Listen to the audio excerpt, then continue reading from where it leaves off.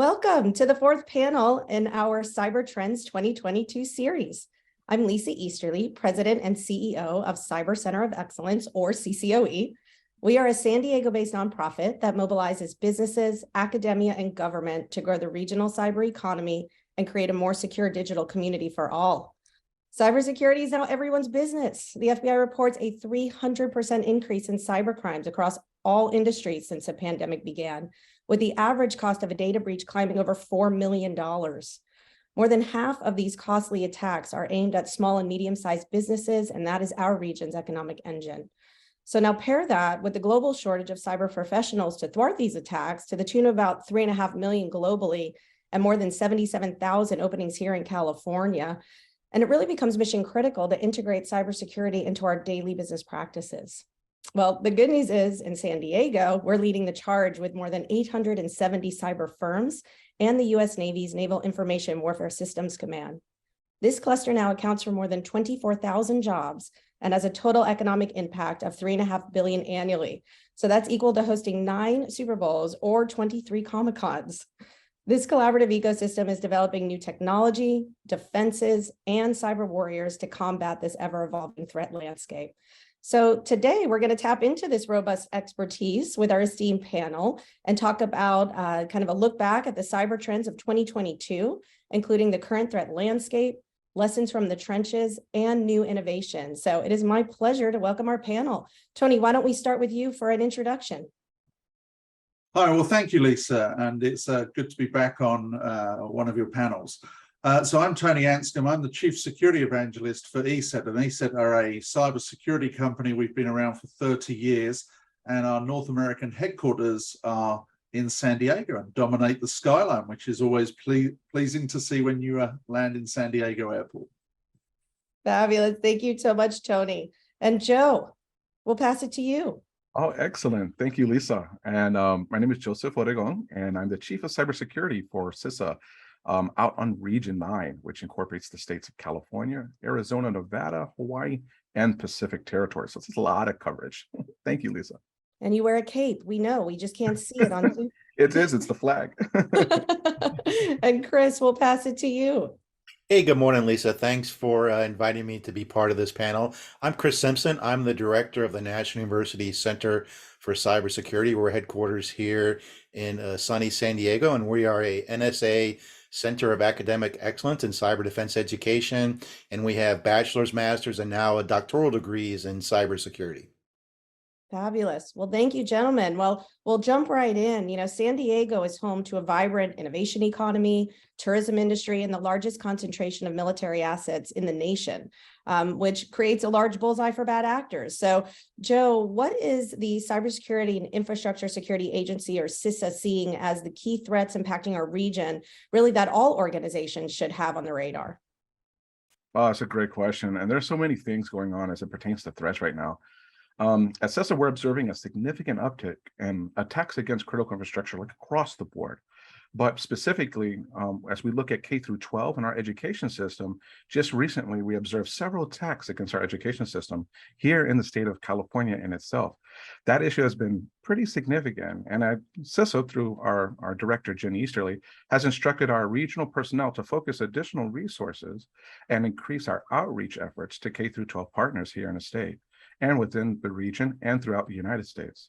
So we've been working very closely with our state partners at the California Governor's Office of Emergency Services and the CalSec, the California Cybersecurity and Integration Center here at the state of California, along with fusion centers and a lot of private sector partners such as CCOE and others to coordinate our support for our K through 12 partners.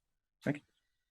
Fabulous. Well, with a 75% increase in cyber attacks since the pandemic, the education industry, as you mentioned, not only has to deal with many of the threats that Joe mentioned, they also have to prepare the workforce to combat these risks across all industries. So, Chris, what lessons has National University learned about working with industry to best prepare a workforce to deal with these evolving threats? Yeah, that's another great question, Lisa. So, universities face many of the same threats as industry. Our workforce and our students are both local and remote, so we have to deal with protecting those assets. And additionally, universities are targets for attackers because of not only the wealth of information in the university systems, financial information, private information, and then research information.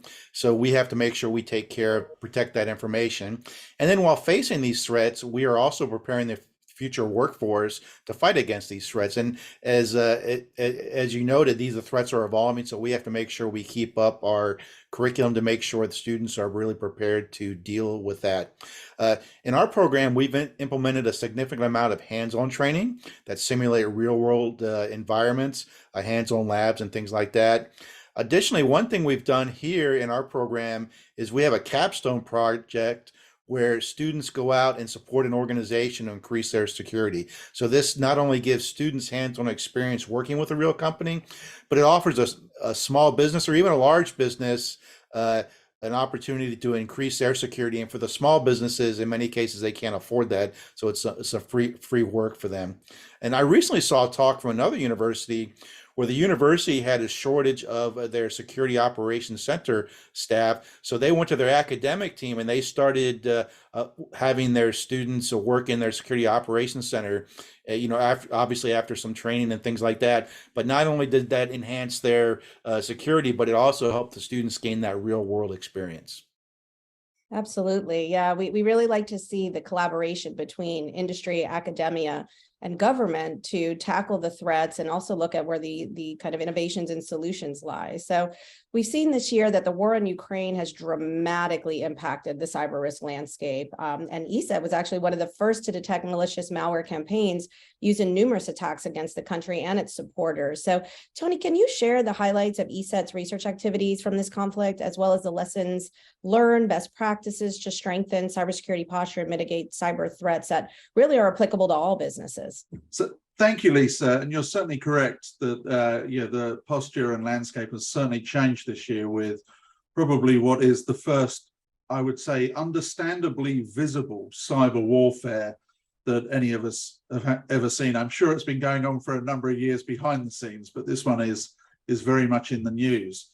And to start with, some of this dates back to we saw critical infrastructure attacked back in 2015 and 2016 with Black Energy and in Destroyer with blackouts in Ukraine.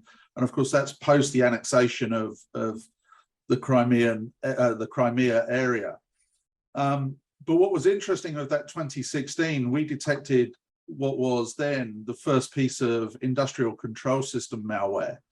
Now, industrial control systems are what I define as a black box. Their box is running firmware and they're running some sort of process. So malware written for an industrial control system is incredibly complex and it's incredibly sophisticated. So the attacker needs to understand how the box runs, the protocols running on the box, how the box is deployed somewhere and how it's being used.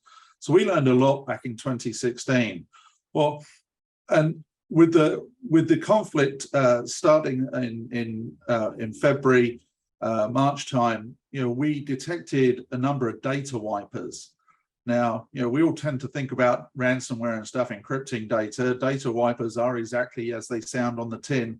They're malicious and they destroy data, and they're used for disruptive purposes. And there's a series of data wipers from the beginning of this year up to the conflict and beyond the start of the conflict. And we detected one being deployed the night before ground forces went into Ukraine. And it was deployed around 5 p.m. local time in Ukraine. And we called this hermetic wiper because of the signature in this particular malware. And in fact, if you want to read further information on that, you can either come to welivesecurity.com or in fact, CISA have some great research, and we're attributed with our research through CISA as well. So, and I'd like to very much thank Joe for the partnership we have with CISA on sharing that type of information. But then if we kind of fast forward into April, we saw a new variant of Indestroyer, so Indestroyer 2, so a new variant of this industrial control system malware. Now, it has evolved, as you'd expect, over the course of 5 or 6 years. The malware has evolved. It's only using one protocol and et cetera, other things. And the good news is this was an attack that was successfully stopped by CERT Ukraine and by ESET in joint cooperation together. You know, we're the guys that have the deep understanding of this particular piece of malware, and they had some intelligence that there may be an attack against their critical infrastructure. So this is the good news. But it's interesting to see how this industrial control system malware was used against the power grid in Ukraine. And, you know, latterly, I think we're all seeing how significant power grids are in a conflict zone, because now it's taken to actually just, you know, they've taken to destroying it with, you know, other forces as opposed to cyber forces. So we're seeing how important it is. But it was, and with that, they also deployed a number of data wipers again. So think of the confusion in a substation or within the power company, where not only are your industrial control systems being attacked that are causing instability in your grid, but if data wipers are trying to destroy admin stations and other workstations as well, it causes disruption. And of course, it destroys forensic evidence for us, for people like us, to see how the attack took place, you know, what could be learned from it, and how we could protect against it in the future. But fortunately, like I say, in this instance, we got to it before it happened. Now, the importance thing, and you know, I'm sure CISA has, you know, I know CISA has great advice on this. But the important thing for businesses, especially if you're in a critical infrastructure scenario, you know, and I keep looking around at all these small water utility companies in the US. There's 54,000 of them. It's such a massive task. The importance is take cybersecurity seriously, very seriously. You are a target without question at some stage, whether that's somebody trying to monetize or whether that's somebody trying to destroy things. Make sure you're updating systems, and make sure that you're looking at the traffic that's happening on your network. So make sure you're using an XDR system and actually looking at traffic patterns, etc. And if you don't have the expertise in-house, because we know there's a mass shortage, you know, bring in experts. You know, we're happy to talk to you. The CISA guys are happy to talk to you. There's a lot of expert cybersecurity companies around, and it's got to be something companies budget for in order to protect the critical infrastructure we all rely on. Absolutely. Thank you so much, Lisa, Tony. I do have a comment, if you don't mind. Please, Joe. Thank you. And I'd be remiss if I didn't kind of take the opportunity to piggyback on Tony's comments and fantastic advice across the board. And I would also encourage that to our partners that CISA does have a CISA.gov Shields Up website. And we brought this to our constituents and to our stakeholders across the United States, and for every organization, large or small, because we understand the importance of being prepared to respond to disruptive cyber incidences. So I would definitely encourage visiting CISA.gov Shields Up and to utilize and leverage some of those resources that we provide out to all partners for free. Thank you so much, Joe. And actually, CISA has one of my favorite resources, which is the one for small businesses. So many small businesses don't even know where to start. And because we have such a shortage of cyber professionals, they're so stretched as well. And so, you know, Chris, what suggestions might you have for companies, including these resource-stretched small businesses, to attract, retain, and upskill cyber talent to help thwart the threats that, you know, Joe and Tony are referring to? Yeah, that's another great question, Lisa. So first, to piggyback on Tony's comments, I would suggest too, organizations reach out to academia. So you know, not only do you have researchers and faculty conducting research and that can support organizations, but also their student base or doctoral students and graduate students too. So that's another resource too to help kind of combat the threat. So for some of the smaller organizations, there's a couple things I would suggest. First of all, I would encourage them to take advantage of local programs in the area. So here in San Diego, we have Cyber Hire, and they connect universities. They vet their programs first, and then they connect them with potential employers. They have some resources to help offset some of the costs. for those students participating. So not only do they get additional work at maybe a lower cost, the students are getting their experience in that organization, and they may find, if it's a good fit, they may end up hiring those students. So great opportunity for small businesses. And I would also just reiterate, take advantage of universities like here in San Diego. Our capstone students, they'll come in, and in many cases, the small business, they could not otherwise afford some type of security assessment. Our students will get them started. We use the CISA website. We use a lot of the NIST resources and checklists, right? And we have our students go through those, and they at least get those organizations up to even a base level. We particularly work with a fair amount of like small doctors, dentist office, some DoD contractors, and making sure they're getting up to speed. For some of the larger organizations, I would encourage them to support their local K through community college communities. So here in Southern California, we have the SoCal Cyber Cup. It's a middle school, high school, and community college cyber competition that helps students learn about STEM and encourages them to join or encourages them to consider cybersecurity as a career field. Last year, we had 670 so students participate in the kind of the 5 counties here in Southern California. And so big organizations, their staff, we always need mentors to help the teams out, and our mentors always have a great time helping the students, and then also financial support, donations to help make sure we keep the competition going. And students are they get a real environment where they have to defend off some attacks and things like that. So it's a great experience for the participants in the SoCal Cyber Cup.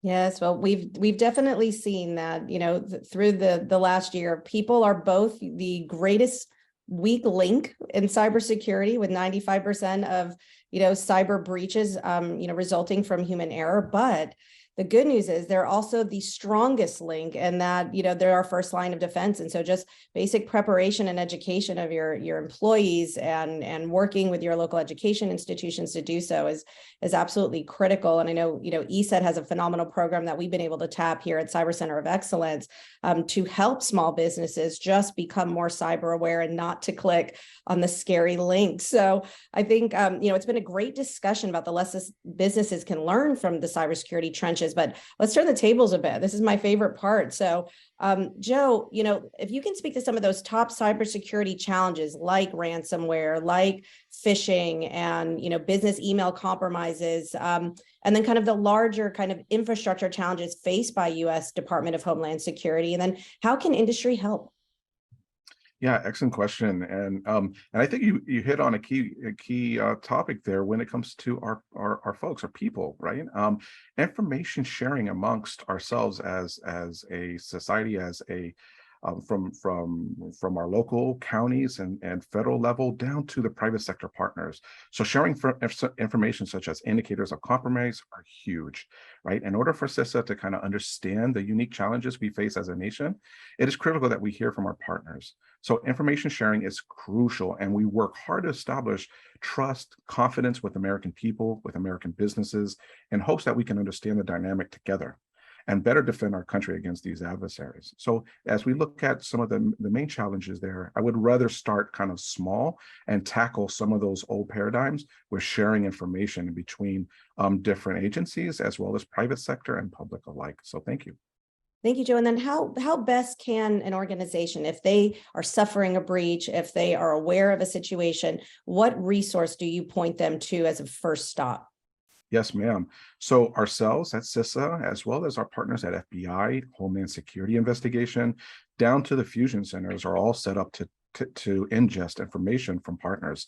I would encourage partners to really take a look in your local AOR, your area of your area responsibility, but definitely take a look at your local area for your fusion center. So fusion centers have been set up, and we're very fortunate here in San Diego to have the San Diego Law Enforcement Coordination Center. But fusion centers are set up to triage information at the local level, and triage that all the way up to the federal level for our visibility. And in turn, we use that as a means for us to disseminate information back down to the local level. So I would highly encourage our partners to definitely leverage fusion centers. And we're lucky in the state of California, we have 6 fusion centers overall for the state. And with the CalCIC, or the California Cybersecurity Integration Center, at the helm, with definitely and triaging information and getting out resources to the public, I think it's important to highlight their importance in providing that assistance. Thank you.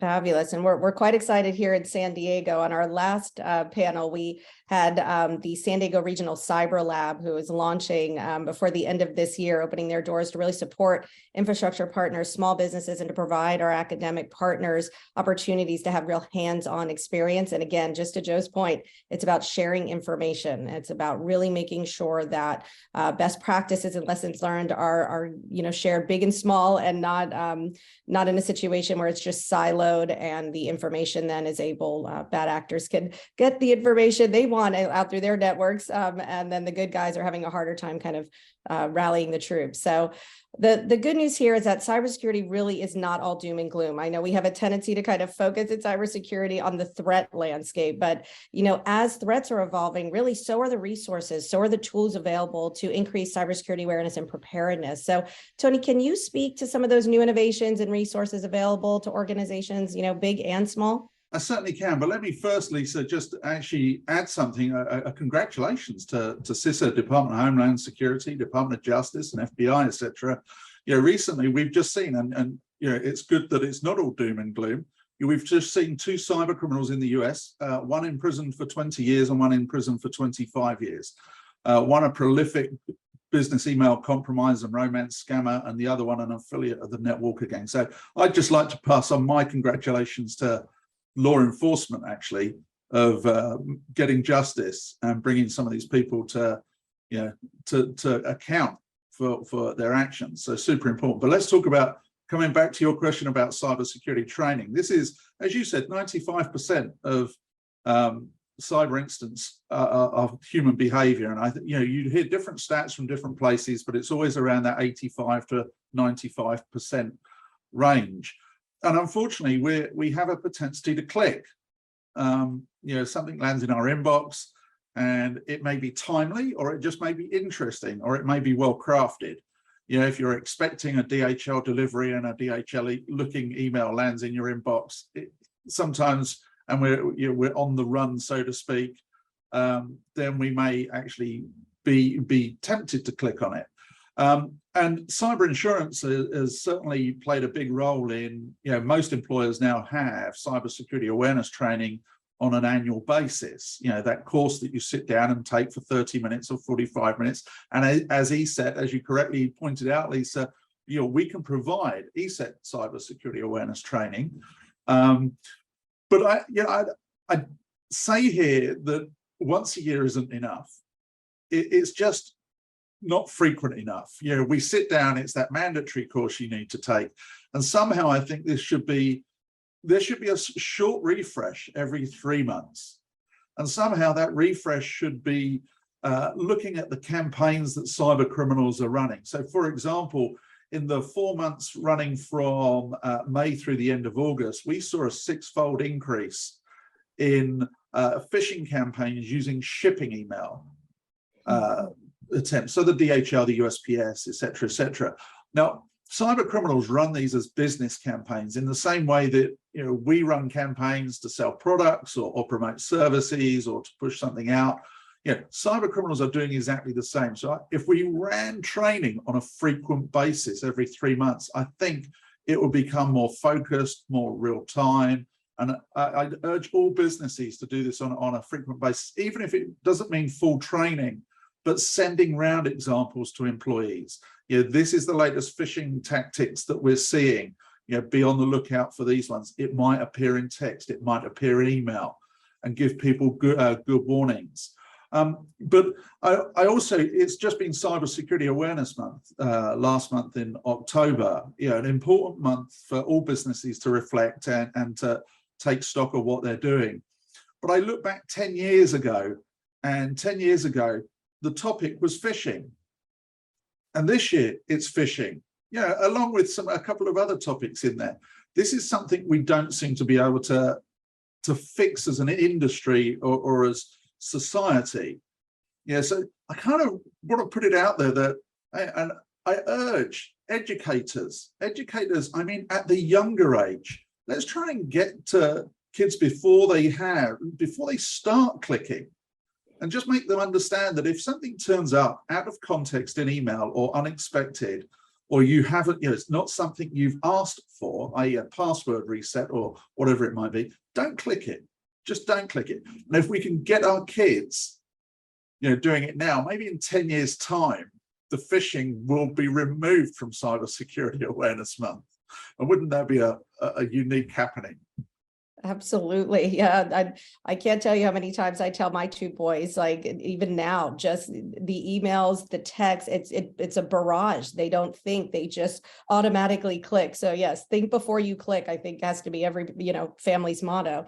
And it was very interesting to me. We recently had a program with the FBI here in the region that even, to Tony's point, these bad actors are from nation states. They operate almost like corporations. They're an employee. They go in, they check in, and they put their time card in. There are HR departments and IT departments in these gangs. And so this is something where we have to approach this and really think about it on our day-to-day business levels, that there is a persistent attack. There are folks that are absolutely out there that are interested in getting information. And if you click on that email, you are unfortunately providing an opening not only to potentially your employer, your businesses, but also to your homes and your families. So great advice. Now, I know, any final thoughts from the group, really from the trenches, that could potentially help our audience navigate, the cyber threats we've seen this year, but also what you're seeing on the horizon for 2023. So we'll give each of you an opportunity.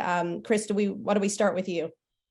Yeah, great. So just to kind of reiterate, take advantage of your local academic institutions here in San Diego. You've got not only us at National University, you've got Cal State San Marcos, they're another center of academic excellence. University of San Diego, same thing. Palomar College, San Diego State. So there's just a wealth of knowledge and experience here in this area to support small and large businesses. And for businesses, I would also encourage you to look at your job requisitions. I've noticed there's a lot of job requisitions for entry level that, want 35 years of Amazon experience, right? I'm exaggerating a little, but, entry level folks, they're not going to have all that experience, but ask what they've done in their institutions, right? Most of the universities, we give students some hands-on training now with various labs on different platforms. So take advantage of that and then work them into your system rather than trying to look for that specific kind of, they call them a unicorn, right? And there's a ton of talent here nationwide and especially here in the San Diego area. So take advantage of your local universities and training centers. Fabulous. Thank you, Chris. Joe, we'll pass it to you. Yeah, thank you very much, Lisa. And I would probably hark back to an old saying, right? It's not if, it's when, right? So as we kind of take a look at incidences, I think it's important to pull away that encouragement there. And that's for our partners to reach out and make contacts with your local CISA rep, with your local FBI, fusion centers, or your state cyber components well in advance of an incident. It can provide a tremendous amount of resource as well as add value to any existing incident response plan, just understanding who's who and your backyard well in advance. And so thank you, Lisa, for that opportunity to speak to our guests today. Absolutely. And Tony, we'll have you take us home. Well, and obviously cyber threats are growing, and I think we all recognize that. And as we head towards the end of the year, it's a great time, I think, for businesses to take stock, look at it, dust off their cyber resilience plans, take into account, do a cyber security audit, and take some of these things seriously and actually look to see what you're doing. One thing I would say, I recently presented in Australia a conference, and 3 people in the audience admitted to having paid the ransomware demands, which is not, as we know, unfortunately, is not uncommon. But interestingly, all 3, and they were from small businesses, said the same thing. We paid because we didn't have a backup. Yeah. So I'd urge anybody listening to this webcast today to make sure you understand that you are backing up, that you are disconnecting your backup, and that you know how to restore it, most importantly. And obviously you need good cybersecurity and all those other good things as well. Definitely say that as ESET, but I'm just saying, if you're paying a ransom because of a backup, it's just such an easy thing to have fixed right out of the gate. Take the money out of cybercrime, and hopefully we get rid of some of these cyber criminals. Oh, that's absolutely great advice. And as one of our board members always say, an ounce of prevention goes, pounds and having to restore and recover. And particularly now with what's happening in the insurance markets where, nation state attacks are seen as acts of war now. And so folks can't just rely necessarily even on cyber insurance. And so employee training, preparation, working locally and having connectivity are really kind of key to helping prepare for, as Joe says, the if and not when at this point. So we absolutely love the conversation today. Thank you so much, Tony, Joe, Chris, for these really insightful thoughts for our audience. We invite our listeners to visit CCOE's website at sdccoe.org, as well as CISA, National University, and ESETs for lots of additional information and free resources. We also currently have openings for the Cybersecurity Awareness Program I mentioned, which is free to all small businesses here in the San Diego region. So check that out. And then we also just thank you for joining us for our 4 panels this year and special reports. Stay tuned as we are continuing the Cybersecurity Trends 2023 series that'll be kicking off in the new year. So thank you, gentlemen. Thank you, Lisa. Thank you.